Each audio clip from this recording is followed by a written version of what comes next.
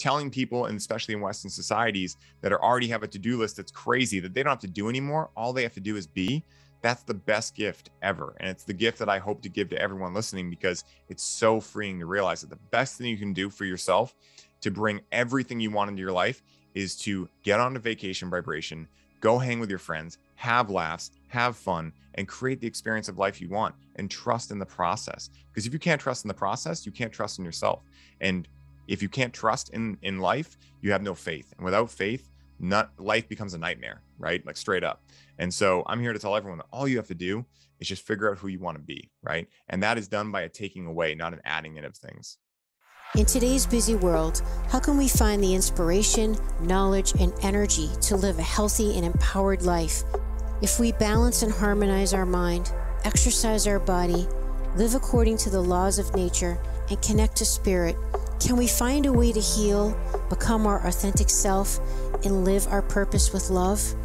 I am your hostess, Amy Fournier, and welcome back to Awakening Aphrodite. Hey, welcome back to Awakening Aphrodite with Amy Fournier. Have you ever connected with somebody in your life that maybe you just met and you just click? You know, you just feel like a heart bond, just a real comfortableness with them. And like you've known them a long time, and you can just be totally yourself, and your conversation just flows, and you've got so much in alignment. Well, I feel like if we are lucky to have a handful of people like that in our lives, we are truly, truly blessed. Because one thing I've learned as I've gotten older is that life is all about relationships, that's for sure. And my guest today, Ryan Sprague, is definitely someone who qualifies as that for me. I haven't known him a long time. We met through some of the events that we attended with Paul Chek. I think it was the art therapy workshop and some other, the Zen in the Garden, some of the other workshops. We were both at Paul's birthday party when he turned 60, and that was a big bash. It was a lot of fun. But I never really got to sit down and really talk one-on-one with Ryan, because there's always a lot of other people around and everyone's, doing their thing. And this is just such a cool conversation. I think you're going to enjoy it. Although he's an expert on cannabis, we talk about a lot of big issues in life. It's much more than just talking about cannabis in this show. And the cool thing is we just riffed on so many different interesting things, because he's such an interesting guy that he's already back on the show. We've already booked him for a second episode to talk about a bunch of other stuff that I actually wanted to talk to him about. It's kind of cool when that happens with a guest. So Ryan is the founder and co-owner of Highly Optimized.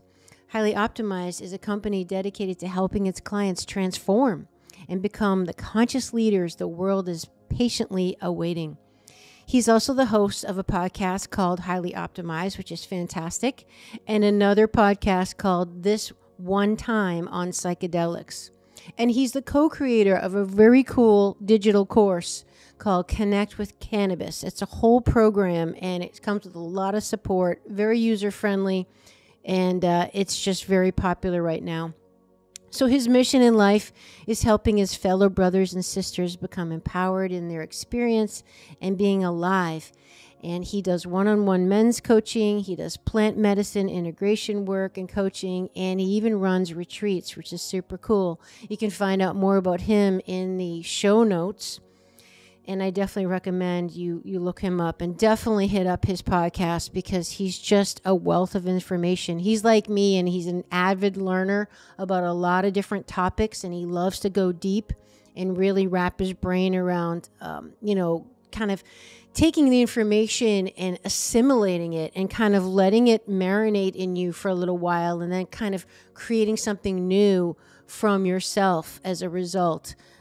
So just one of the many things we have in common. But this is a super cool episode. Some of the topics we discuss include decision-making fatigue and how willpower is finite, getting really clear on your core values and how that's really essential with really anything, how living a healthy and fit life is not about abstaining from things and being strict with a lot of discipline, but how it's about finding balance. why it's important to be very clear on your why for doing anything, how there's a big difference between happiness and pleasure, how cannabis can be a teacher, and how to use it as a plant medicine as opposed to just getting high or escaping. And that obviously applies to any type of substance, whether it be shopping or overworking or alcohol or smoking or overeating or anything. Ryan shares his 3-step process to ensure that you're using cannabis as a medicinal way rather than, like I just said, escaping or, basically just zoning out. So it's about a relationship with the plant, and he actually teaches people how to do that. And lastly, we talk about the importance of imagination and using our imagination in the modern world as adults, but, incorporating that childlike mind that's in all of us. I read a quote actually just the other day. I think it was John Brennan who said it, that there's more of the child in the adult than the adult in the child. That's for sure, which is a kind of interesting concept. So the importance of using our imagination and living actively in the child brain. And Ryan shares some of his personal stuff that he uses with his clients on busting through limiting structures in our brain and any limiting beliefs, which is a critical thing that we all carry. So you're going to love this show. It's I feel like you'll be like a fly on a wall of us just hanging out one Saturday afternoon in the sun or something. And Ryan's fascinating. And make sure you look forward to his part 2 episode as well. That'll be coming up on the show too. And we go into a whole different direction. So enjoy my amazing, beautiful friend, Ryan Sprague. Ryan, welcome to the show.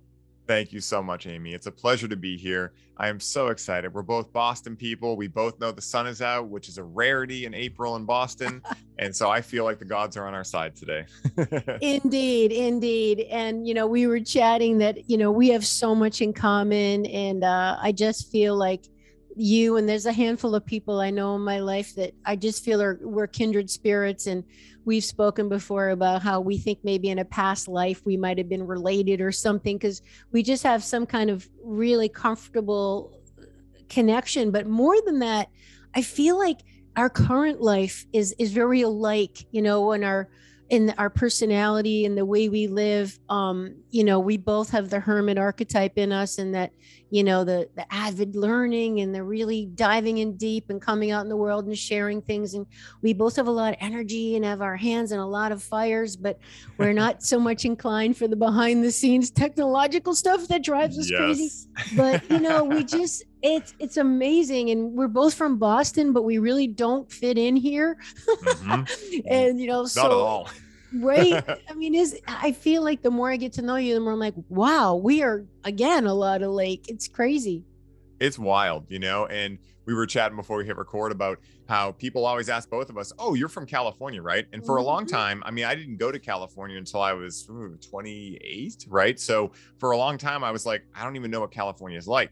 Then, as you and I talked about before, the second I stepped off the plane in San Diego for the first time, I was like, wow, I make sense here. Right? Like everyone's like, yeah, show up at 3:30 ish, just come whenever. Right. And I'm like, wow, these people get me. Right.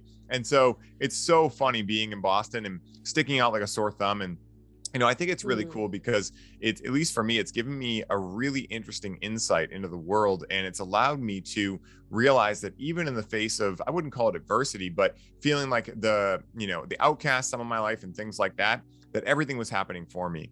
And that if I can live in Boston and get along with people here, I can get along with anyone, anywhere.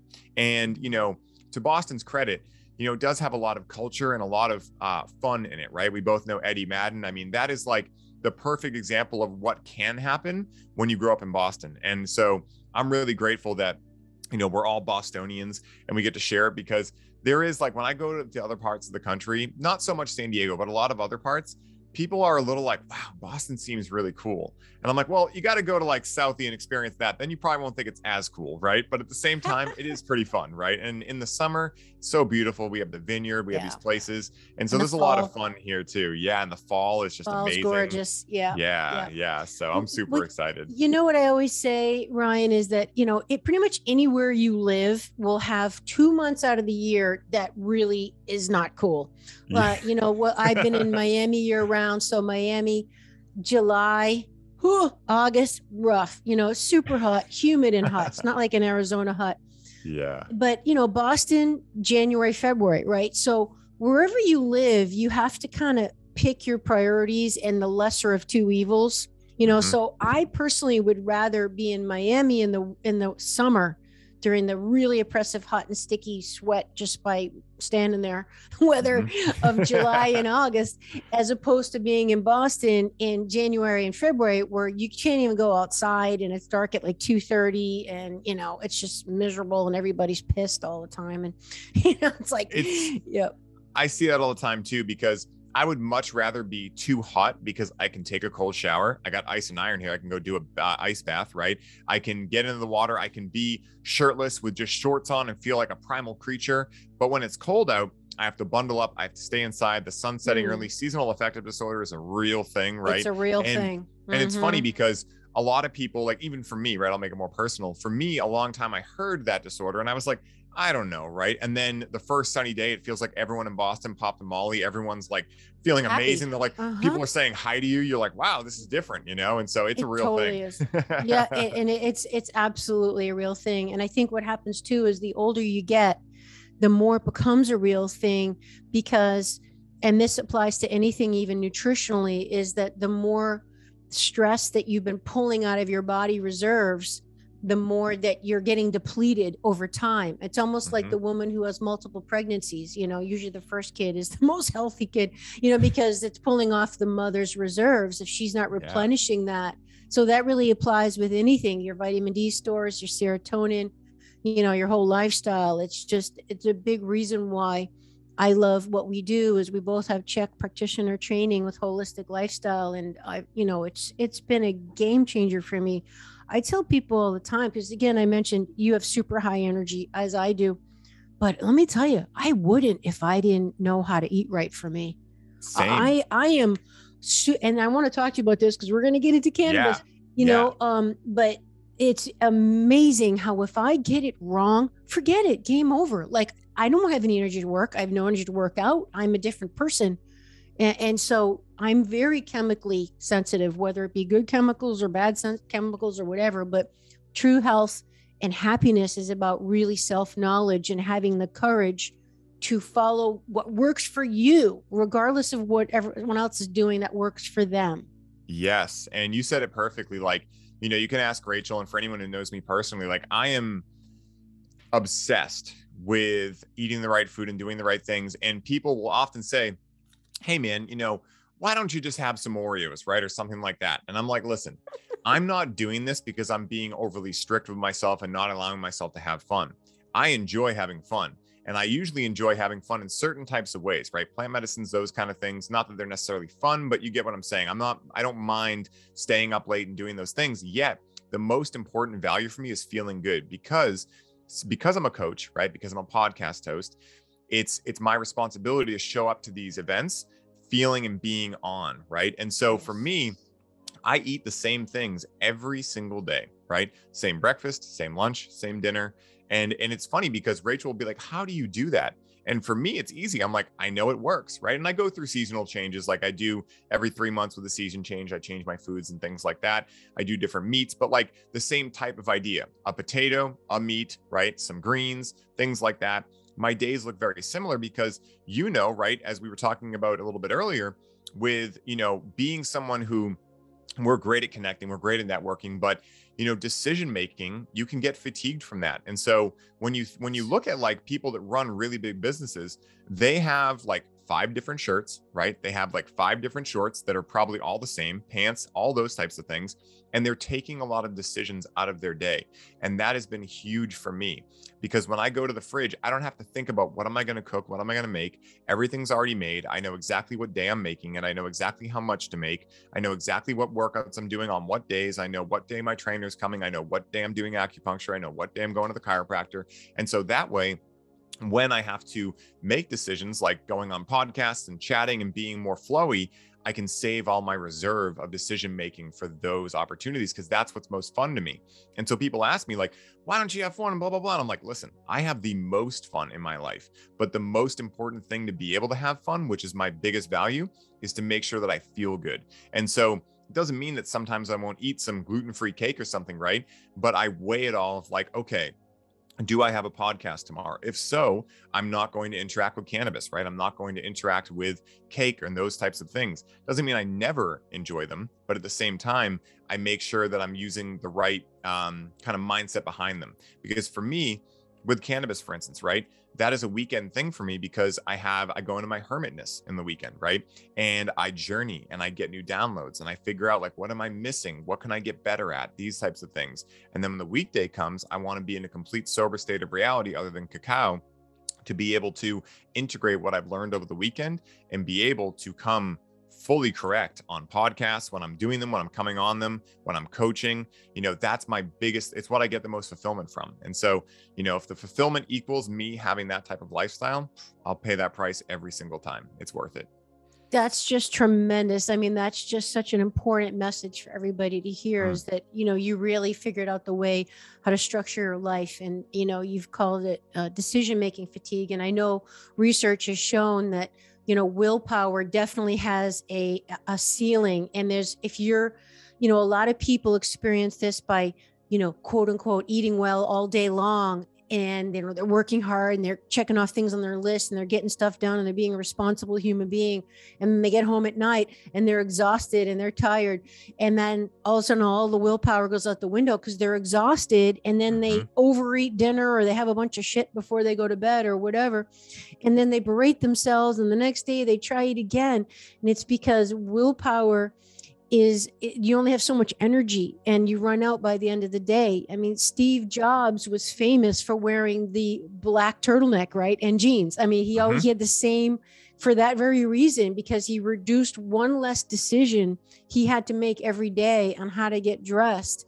And I will admit that confession that sometimes, Ryan, when I'm really deep in my hermit mode and I'm really studying subjects that I really want to become mastery in, sometimes I like literally wear the same thing for like 2 days. Like my clothes are clean, but like I'll take it off at night and I'll hang it or whatever, and usually it's nothing that fancy if I'm really, studying, but I'll just put it on the next. Of course I changed my underclothes, but the outside, the shirt, like the sweater or whatever, it might be the same. And it's just because it's one less thing and I'm off doing it. And, it works for me. So give yourself permission that no one cares. I mean, it's really, at the end of the day, it's about your energy. And what your point is how you feel, like how you feel. Like, sorry if it makes you uncomfortable that I'm not engaging in the Oreos, like your example, because it's going to make you feel better. But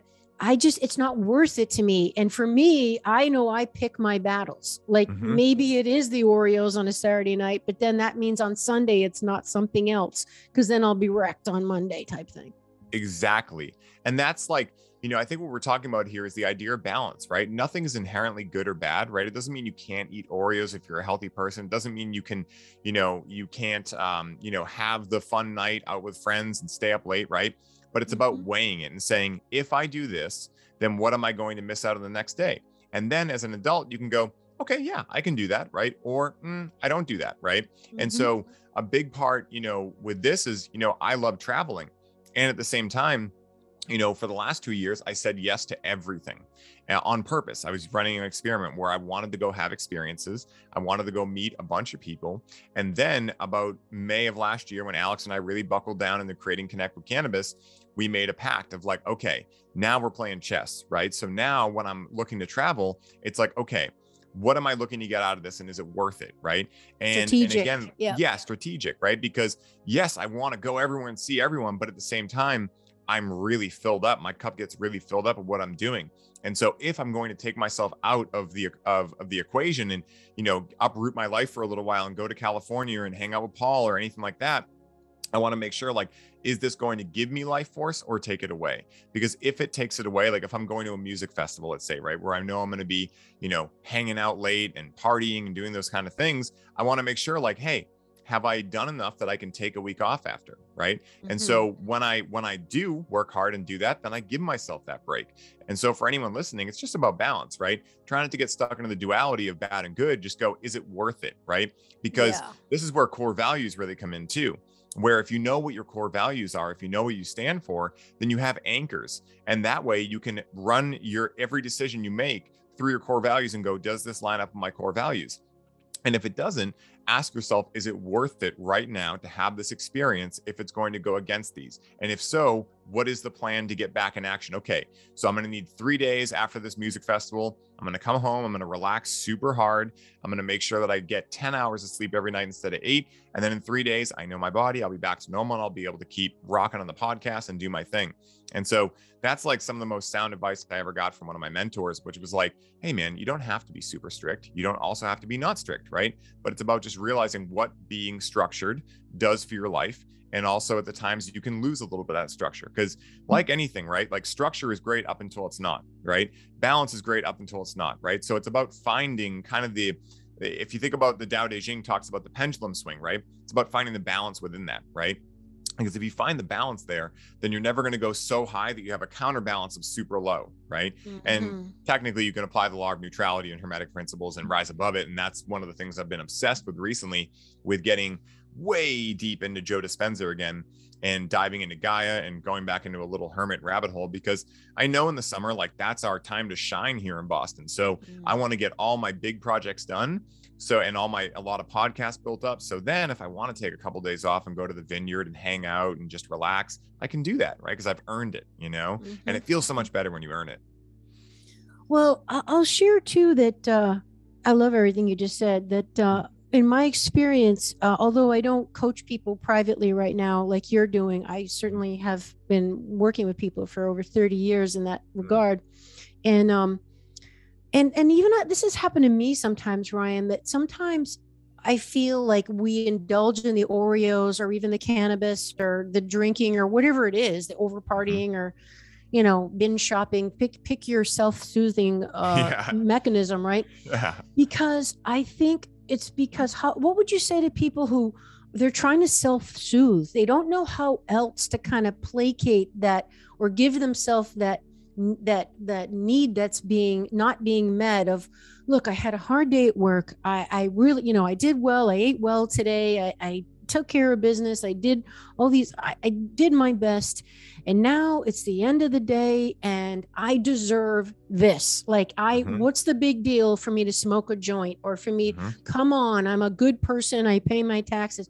You know, I think we've all had those thoughts of like, I deserve this, like giving ourselves some love. So how do we find that? How do we know when it's like, no, you're not paying attention to core values, you're really not meeting your needs, or you're not really using it for its medicinal qualities. It is really a crutch that you now have an addiction to, rather than dealing with what the real issue is. Like, what are your thoughts on that?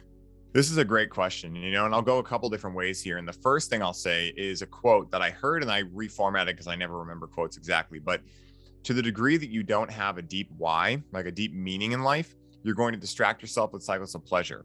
And something that, you know, a lot of people fail to understand, a lot of people I work with, is that happiness is not pleasure and pleasure is not happiness. And a lot of, you know, ancient doctrines actually say that the cycles of pleasure actually take us away from the innate happiness that we are, right? A lot of people think that happiness is something you have to go get or something you have to work for, but really it's something that we are. And a lot of people, they're in this analysis paralysis. And the analogy I use here is that their day is so full, and there's two different sides of this. The person A that works a job they don't like, they're stressed out, they got bills to pay, that type of archetype. And then there's person B who is actually loving what they do, but they have their hands in a lot of different, you know, places, a lot of irons in the fire, like us, right? And so each one of those people, they have a lot of clouds in their day. And think of them as white, fluffy clouds, right? So they're not dark, rainy clouds or anything like that, but just like there's no room for the sun to come through, right?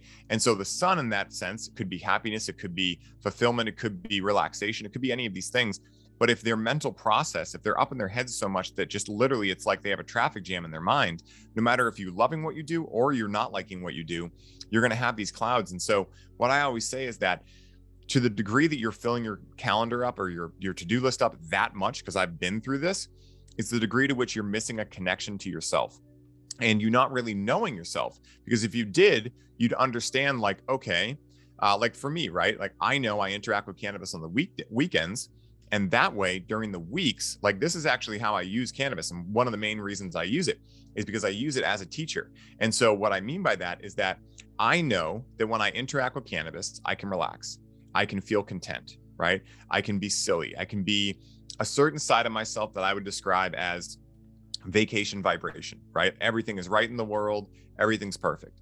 But if I do that every single night, then I am outsourcing my power onto this plant or fill in your drink or whatever, your Oreos, whatever it is, right? You're outsourcing your power onto this thing to provide comfort for you, to provide connection for you. And so the reason that I abstain through the weeks is so then on the weekends, I have that objective check-in. Okay, I know I can relax. I know I can do these things. And then through the week, I abstain from everything. That way I can figure out, okay, how well am I doing at connecting with myself, at relaxing, at being content, at feeling happy at the end of the day? And then it's almost like chum in the water, right? Where if you think there's no sharks in Cape Cod, right, in the summer, and you don't see any, you can throw a bunch of chum in the water and pretty quickly you're going to see a great white appear, right? And so very similar to that, on the weekends, what I'm doing is I'm providing like that objective check-in, and then through the weeks I'm throwing the chum in the water and seeing what comes up. Am I having a really hard time relaxing? Okay, what's going on there? And then I can do my best hypotheses through the week, and then the next weekend I can intentionally sit with cannabis and go, cannabis, I had a really big problem relaxing this week. I'd like to see why. And then the plant will show me glimpses of what is possible for me to figure out. Then the next week it's my job to do the work to continue figuring out that mystery. But what most people do is they end up numbing out, whether it's with Oreos, drinking, working out, right? They work out too much. I mean, anything can become this cycle of dependency. And what I always say specifically about cannabis is that it's not that cannabis is dependency forming or addictive. That's one way to look at it, but that also disempowers someone because they feel like this plant has power over them. It's addictive. They can't do anything about it. It's just the nature of the plant, instead of realizing that they're living in discomfort of some sort, and the feelings of comfort that that plant or that drink or that Oreo provides is extremely addictive to people that are living in discomfort and are failing to realize how to connect with themselves to relieve that discomfort. So for me, some of the things I've learned are, at the end of the day, there's a specific point where I know I'm going to want to do more, and that voice in my brain is going to be like, keep going, right? And that I have to avoid that and go, no, I need to play guitar now. I need to lay in bed and watch Gaia, right? And do things that fill my battery back up. I need to just meditate. Sometimes I need to go to bed earlier than I want to, right? Than that voice is telling me. And so these are the things I've learned about myself, is that, hey, I have these programs and patterns that do work really well for me, give me a lot of drive, but also I need to make sure that I'm the one that like is in control of them, because if I let them take control, then I'm going to feel out of control, and then I'm going to reach for whatever I can to distract myself from what I'm feeling inside. And this is where a lot of people mess up, specifically with cannabis, is they think, oh, you can't overdose on it, oh, it's totally safe. And what I say is, no, you can really damage yourself with it, because you're teaching yourself that you don't have what it takes to figure yourself out, and this other thing that's external to you does. And if we think about, I'm in the mystery school, and so like when we think about all these ancient doctrines and different cosmology, it pretty much all goes back to the idea that if we are created in God's image, and you can change out God for source or whatever if people don't like the term God, but if we're created in that image, then we have everything inside of us to be God, right? And to be a God rather. And so if we know that, then the more we externalize our power, the more we're forgetting who and what we truly are. And that is when we're not going to be able to be in our power zone and not going to be able to be the medicine that the world needs. Because right, like being a connector, when you really start figuring yourself out, you just going and hanging out with someone, they're like, wow, Amy, you just really bring me up. I mean, this call, right? Like we're charging each other's batteries right now because we've done the work to figure out who we are. We know that we're goofballs. We know that like we love having fun. And we also know that we can rock and get work done and do this stuff, right? And we also know that like sometimes that can be a diminishing return. So we've learned all these things about ourselves. And the idea is that we are perfect the way we are. There's nothing to fix. There's nothing to like, we're not broken. But at the same time, it's almost like I like to view it as a challenge, right? It's like, ooh, I have these parts of me that maybe aren't working out the best for me. And now I get to solve this mystery. And by solve, I don't mean fix. I mean just work with the tide rather than against it, if that makes sense. Wow. Yeah. Wow. See, this is really interesting, Ryan, because I definitely want to, I've got a whole bunch of questions on the conscious cannabis situation and how you've become an expert at dealing or working with the medicinal value of cannabis and your course. And like I said in the intro, you have a wonderful offering for people, and really, if they want more education on working with it productively, and the healing potential of it. But what I'm hearing you say is that I find it interesting that you, as the expert, use cannabis on weekends only, which is wonderful. I mean, and I feel like, okay, well, maybe that's what works for Ryan. And, there's like Tim Ferriss, what's the term he coined, like minimum effective dose or whatever? Yes, exactly. Yeah. MED. Yep. Okay. MED. Thank you. So everyone, whatever it is, whether it be exercise and, the 4-minute, leg workout, or the whole goal of life is not to do more and adding time. It's really what's the minimum amount of this I can have, do, or think, or whatever, and get the best result. So I'm kind of hearing you say, all right, weekends work for you. You found the perfect recipe for you to be productive and balanced and the flow and the go.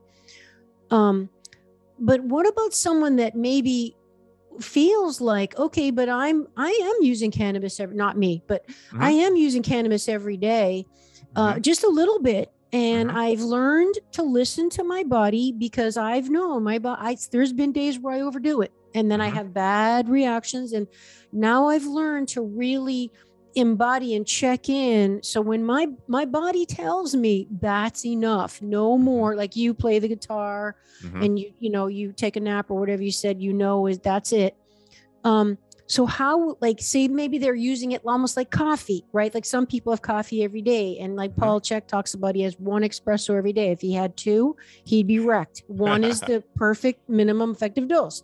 So how much of it, Ryan, is we just have to know ourselves and be body aware to know this is not working for me, as opposed to now it's becoming an addiction and a crutch? Could there be a person that does use it every day, but it is working? Is that possible? Absolutely. And I'm glad you brought this up, because one of the things that I want everyone who's listening to be aware is that I'm not here to tell you how much cannabis is healthy for you or not healthy, how much you should use it, what days you should use it, anything. The main reason I use it on weekends is because I know from my own origin story that I have a pattern of numbing out with cannabis. And this was a really interesting revelation for me, because I worked 5 years in the industry, met with over 5,000 patients and helped them through a lot of this unconscious use and things like that. And for me, I've always been a nighttime user. I would interact with 1 bowl of cannabis every night. And I did that for about 10 years, right? Every single night. Couldn't remember a day I took off, right? And so I in my head, I was like, well, hey, I'm functional. I thought my relationship with cannabis was healthy. The only reason why I stopped doing that was because I actually had this, it's a really funny story actually, but I had this awakening moment in Las Vegas at a strip club with Rachel, right? Where we went there, we interacted with some other medicines. And when we were leaving, we ended up staying too late. We just had a blast. We had never been to a strip club before. We were in Vegas. We went to this big cannabis convention to find investors to start our own dispensary. And we thought we're going to find people that understand what love-grown cannabis is. And for everyone listening, I grow cannabis in a very specific way. I'm not the only one that does it, but there's very few people that do it the way I do it. And so I was like, hey, I want to go find someone who understands what I'm talking about and will back this. So we went out there, and it was essentially all finance and real estate people that only cared about money. And so we got really depressed when we went there. Yeah. And so one of the last nights we were like, hey, it's our last night in Vegas. What do we do? She was like, can we go to a strip club? I've never been to one. I'm like, I've never been to one either. So we went and it was super Talk fun. about going big, and you went in Yeah. Vegas. I mean, it's not exactly. like, Salisbury. Yeah. And so like, we went and we had a blast. It was so much fun. We ended up just talking to a lot of the strippers. We asked them about their lives. It was so much fun. It was pretty much like we could have hit record and made podcasts. It was super fun. They were like, you guys are interesting. Like, you're not worried about anything the normal people in here are worried about or wanting us to do. You just want to talk. And it was super fun. So when we left too late. And she was working on a big project at that time for an Illinois dispensary, writing out a whole application, which you want to talk about things that you and I would never want to do. And for any other visionaries / like people that love networking, writing out an 800-page application to do with legal things and things like that. Yeah. Yikes. Like, I hear the sound of like horror movie music in the background. And so she was planning on working on this on the plane ride home. We didn't leave the strip club till like 8 a.m. and we were going to get in the plane at 1. And so like, she had this kind of moment where she was like, oh my God, what am I going to do? And in that moment, I felt her low. Like, I empathized with her. And I realized in that moment, whoa, I'm like feeling something. And then I changed it to I'm feeling. And I was like, when was the last time I've actually felt feelings? And I realized that since my dad had passed away, I hadn't felt anything. I had numbed myself out, not just with cannabis, like just in life in general, cycles of busyness, working out, all of it all hit me in a nanosecond. Wow. And so I started communicating with my soul on the plane ride home, pounding migraine, just like, whoa. And it was the best moment of my life. I was so blissed out, literally with a pounding migraine on a plane going home to Boston. And I realized that like, oh my God, I need to take a solid break from cannabis. And to cannabis's credit, like the plant had been giving me signs that I needed to do that. I just wasn't listening because I didn't want to look at it. Because like Paul says, when you become conscious of something, most people don't want to become conscious because once they do, they either have to fix it and remediate it or live with the suffering of knowing they're not doing what they should be doing. And so in that moment, I realized, okay, I need to take a break. And I went cold turkey, 3 months, no cannabis. And in that time, I started highly optimized. I started doing all this stuff. And after 3 months, I sat with cannabis again and started forming this relationship. And the plant started communicating. Do you see how now you were holding yourself back by using me? Do you see how you actually didn't know what I do at all? And so that was when I started forming this thing. And so there'll be times where I go on vacation, right, where I'm out at Paul's or whatever, and I'll interact with cannabis on weekdays and I'll smoke for a week straight. And then I know coming home, put the structure back in because I'm not naive enough to believe that, I could totally use it every night and it wouldn't happen, right? It's about knowing yourself. And so I know people that interact with cannabis all day, every day, and they have a healthy relationship as far as I can tell with it, right?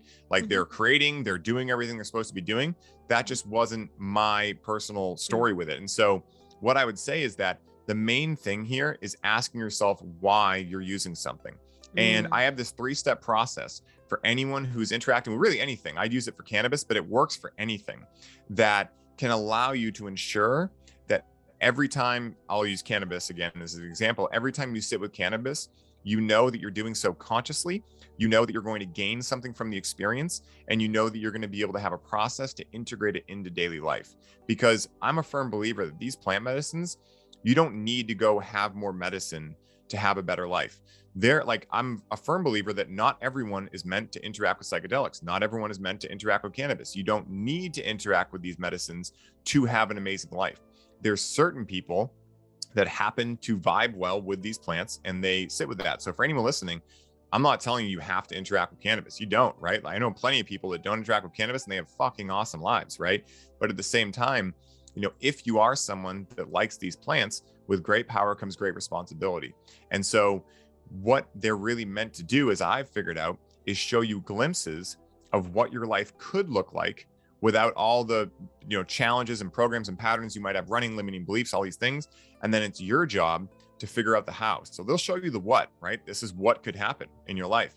But then that week after, that month after, that year after that you're integrating, that's when you actually have to figure out the how. So to give an example, maybe you sit with cannabis and you have an intention, right? Because that's the number one step in this process is intention, and then creating a ceremony where you actually give the plant a direction. And I have a little bit more, I can go into this later, but cannabis is a feminine medicine. So it's not the plant's job to figure out why you're sitting with it. That's your responsibility, right? That's part of the great responsibility part, where if you don't set an intention, well, what are you even sitting with the plant for? You're using a substance and not a medicine.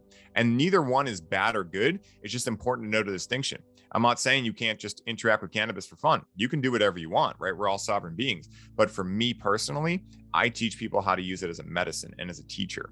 And so in that specific doctrine, what I teach people is that the intention supplies the direction for the experience. And then the ceremony is the container you set for that direction and intention to play out within.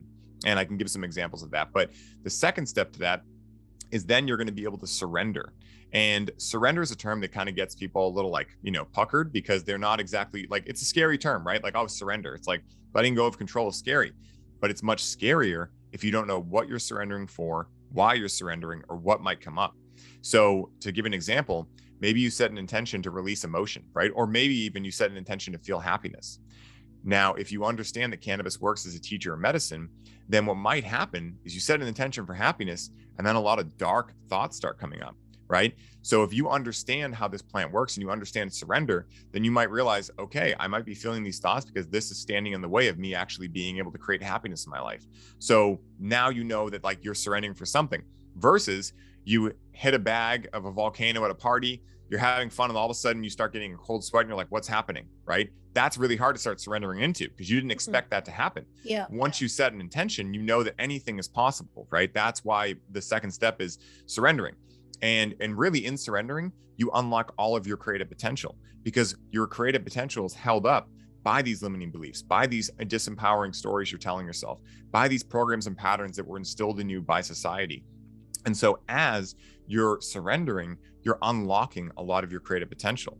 And then once you do those two steps, take your power back by creating intention and having a ceremony, and unlocking your creative potential by surrendering, you can then move to the third step, which is becoming unstoppable, which is all about integration. So to go back to this example, maybe you sit with cannabis and you realize that like, wow, maybe you make an intention that's like, I want to feel why I'm not feeling fulfilled at the end of the day. It's hard to relax. Why am I feeling this? And so then you have this experience and you start laughing. You're like, wow, I really want to paint. Like I loved painting as a kid. And, I've got so busy that I haven't had time. So you're getting this awareness, right, of something that is like an Easter egg, right, of something that might give you this fulfillment. What a lot of people do, though, they have this experience, they go back to their daily sober reality, they don't make any changes. And then the next weekend, they're like, I just want to feel that feeling again. So that starts the cycle of dependency, right, with these plants and these medicines.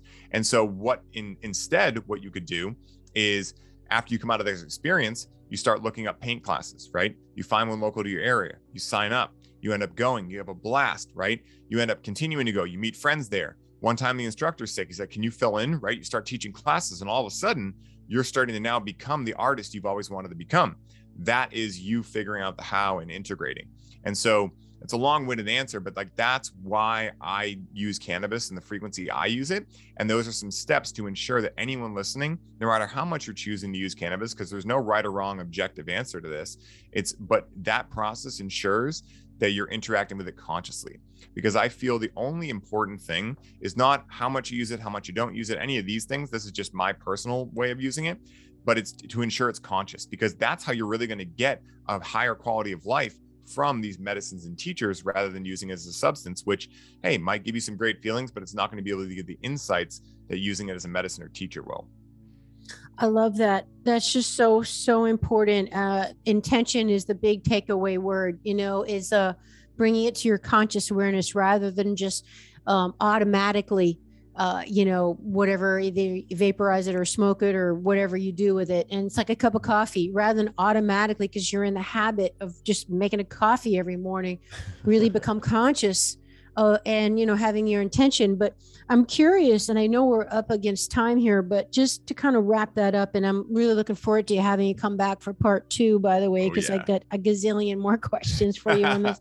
But just to kind of wrap up that thought, can you just speak to the whole idea is for any medicinal substance, whether it be a plant or really anything, an animal, or food, or elements, working out, nature, working out, any state changer, anything, a person, is really to show us a firsthand experience, the gnosis with a G, what it's like, that pathway. It's to kind of clear with a machete all of the brush to make a path for us to see, now we can experience what just pure letting it go and being a silly kid feels like, and having no responsibility if that's what your intention was, or I just need to relax. I had the day from hell and I can't sleep or whatever. So we go in, Ryan, with this intention, right? We're very clear. Like, I've had the day from hell. I need to relax. Need to have some cannabis, right? Yeah. So how do we then kind of, though, extrapolate that to not have to use the substance as the catalyst to get that again? Yeah.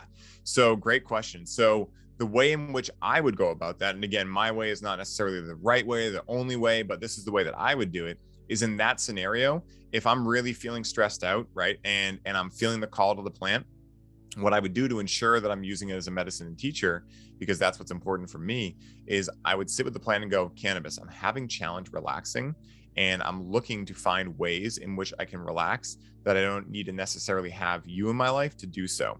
And so then the plant will just start giving you images, colors, who knows what might come through, right? Everyone's is different.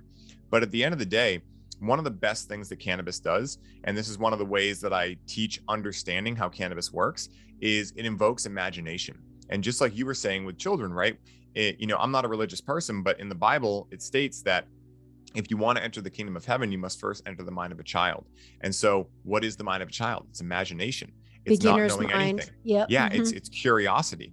And cannabis can invoke those states. And it's from imagination that we can first imagine a new reality for us. Imagine a reality that we can relax without cannabis. Imagine a reality that we work a job we love. Imagine a reality where we have solid, great community that we can share experiences with. And then from there, from imagination, and then we can start creating new belief structures. Maybe like going from, maybe I am someone who could do what I love, to actually going to, I am someone who can do what they love for work. And then I am doing what I love for work, right? So it's this process, right, of creating new belief structures, because when you're interacting with cannabis, and a lot of plant medicines work this way, but cannabis specifically enters us from beta, which is like our, waking state brainwaves, into alpha and theta waves, which is the doorway to the subconscious. And the subconscious is really our body. It's where all of our belief systems are held, all of our programs and patterns. And so as we move into that subconscious, it's much easier to override programs that might have been there since we were 4 years old, right? And so once we're able to create these new belief structures, we're able to then have those belief structures create a new experience of life. Because again, think about this scenario. 2 people looking at a rainy day in Boston, right? And one person is like, man, this sucks. The sun's not out. This is going to be the worst day ever. And that's what they believe. So therefore, their day is going to suck and it's going to be the worst day ever. Whereas another person believes, hey, I like dancing in the rain. You know what? I'm going to have a party anyway. If they were hosting a party that day, I'm going to do it anyway. And so then they start believing that no matter what the weather is, all I have to do is feel good and I'm going to have a great day, right? And so then that belief structure starts creating a new experience of life. And so this is one of the main ways that people can learn with the plant how to relax, let's say, for instance, without the plant. Use it as a teacher, the same way that you would go to your mentor and go, hey, I'm having this problem with my podcast. How do I fix this, right? And then they tell you, and then your job is to go integrate it and learn how to do that system. So then you don't have that problem anymore, right? And so we can interact with these ancient teachers the same way. Most people just have no idea cannabis can work this way because it's the most misunderstood plant medicine. Most people know it as like this silly thing, that the lazy stoner archetype. And it's funny because people wrongly assume that's the plant. Let me tell you this. Cannabis doesn't make you anything. You make you what you are. So cannabis doesn't make you lazy. You made you lazy. Cannabis doesn't make you dependent on it. You made you dependent on it, right? And it sounds harsh, but at the same time, that's taking back your power. Because once you realize that anything in your life is your own doing, well, guess what? If it's your doing, you can undo it.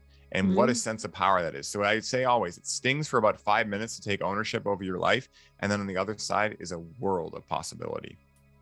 That's just such sage advice, Ryan. Right on. How empowering. And, what I hear you saying is that, what the belief structure is, it really starts, back to the imagination, that it really comes down, folks, that we have to believe it's possible.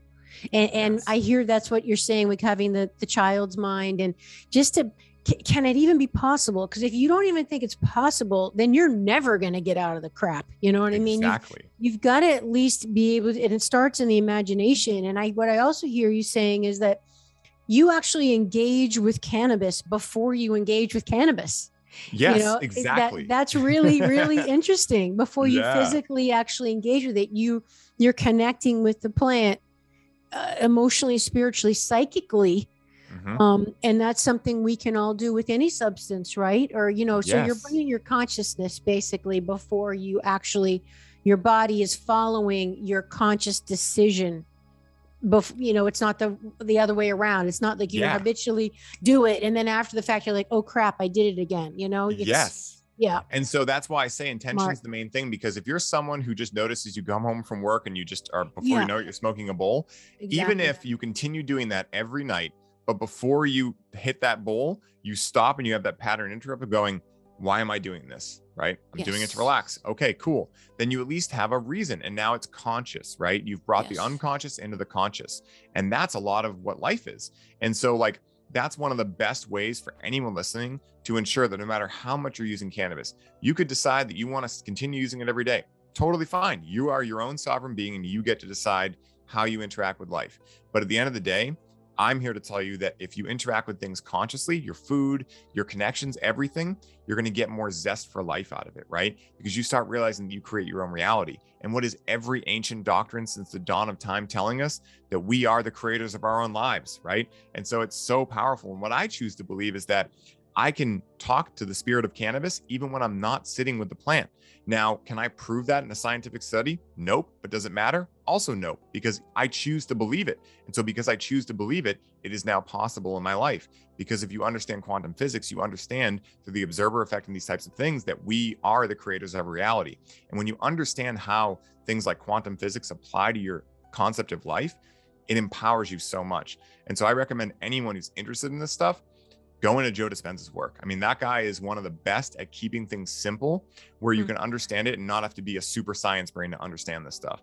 But it's fascinating and it's a deep rabbit hole. And my whole mission in life is to empower people to be sovereign, to make their own decisions, to live the best lives they possibly can, because that is your God-given birthright and you deserve it in your life. All of us are beautiful human beings and we deserve to have connections in our life. We deserve to have the most beautiful experience of life possible. And that is what I am all about. And I love it. And it leads to a lot of fulfillment in my life. And, it's the main thing that I love doing. And when I meet other people like yourself who are on a similar mission, it's unreal. Why do you that's why I love going to Check's house. That's why I'll do that. That's why I'll easily say, yes, I will take a week off from work and go to Check's house. Because I know when I come back, my battery is going to be so charged. It's like I'm exploding, right? And that's what fills me up. And my hope is that everyone listening gets to experience that in their life because you deserve it and you are worthy of it. And and you'll find your tribe, the people that you resonate with and you get that connection with are out there. It's just a matter of finding them. And when you do find them, hang on tight, make that connection, make it part of your life, because that's, I was very, very close with my father and he died early of cancer, and similar to your dad, which I want to get into next time you're on the show. But he was a very prominent businessman. But the one thing I learned from his death was the importance of relationships, because I was blown away by all the people that came to his wake and his funeral. I mean, the line was like down for blocks. But it wasn't even that, Ryan. It was the people who came through the line at the wake. The things that they said to me, the family, they gave their condolences at the casket and all. Like the little anecdotes and stories of how my dad would do business on a handshake and, not a contract or anything, but the little acts of kindness that he would do, or he'd loan him money or whatever. And it was just profound for me as a younger woman and very ambitious and driven. And I was trying to be, daddy's little girl and everything he wanted me to be. But what I realized, because I just would work all the time, that wait a minute, it's at the end of the day, it's all about relationships. It's all about relationships. That's it. It's really not about any of this other stuff. So that was one of the biggest teachings of my dad's life. And I think of it all the time. And you are a pro at that. You are the thank master you. networker. Well, I learned from my father. We have a very similar story, and I'd love to get into this in part 2. Yeah, like my dad, very similar thing. In his wake, oh my God. I mean, he was the ultimate connector. Same thing. Would loan people money and most of the time not get paid back and be like, I don't care, you know, like, and the best part about this, what we're talking about, is that for anyone listening, if you're like me before I knew about what I know now, you might think, oh, I have to go do this stuff and work hard to do this. No, all you must do is work on yourself, figure out what you love, and really find love in yourself. And all the right people, places, and things will attract to you like a magnet. You don't have to do anything. It's not what you do, it's who you be that brings you the life you want. And that's the best part, right? Like, telling people, and especially in Western societies that already have a to-do list that's crazy, that they don't have to do anymore, all they have to do is be, that's the best gift ever. And it's the gift that I hope to give to everyone listening, because it's so freeing to realize that the best thing you can do for yourself to bring everything you want into your life is to get on a vacation vibration, go hang with your friends, have laughs, have fun, and create the experience of life you want, and trust in the process. Because if you can't trust in the process, you can't trust in yourself. And if you can't trust in life, you have no faith. And without faith, life becomes a nightmare, right? Like, straight up. And so I'm here to tell everyone that all you have to do is just figure out who you want to be, right? And that is done by a taking away, not an adding in of things.